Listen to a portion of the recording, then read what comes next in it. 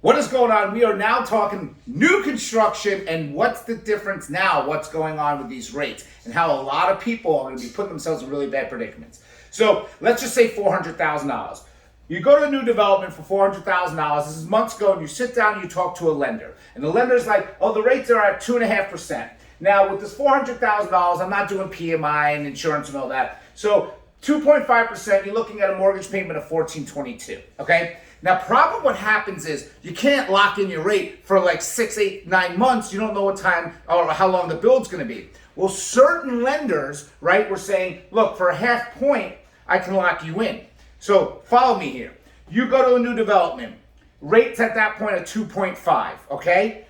No one's expecting this huge increase in rates. A lender goes, but hey, listen, it might be at 14.22, but I can lock you in. I'm going to have to charge you a half point. And you're like, no way. My payment's going to go up to 15.17. I'm kind of already at my budget at 14.22. That half point is going to, hurt me.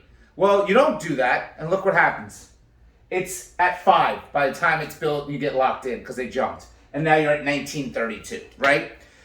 The problem is that every time you see people on social media and Facebook and everything else, they're just trying to be like, oh, look at this is what's going to... Nobody knows what's going to happen, right? This is the problem with real estate, financing, anything. There's 2 avenues they can go down. And that's why I'm always trying to show you the pros and cons. And the reason why I'm doing this video is sometimes you have to look at what is the worst case scenario. If the worst case scenario is something where the rates did jump up, am I going to be able to afford that? Absolutely not. So you look at it like, all right, I'm at 2.5%. It's going to be a long time till, worst case scenario, this rate jumps up. I'm really in a bad predicament. You can lock me in for a little bit more. Take the lock in, right? You got to look at it like this still might not be the worst case scenario, even though you might think it is. That is. Now the problem is that builder going to let you out? Is the finance contingency going to protect you? Or is there going to be a problem where some of these builders don't allow you out? Is their escrow gone?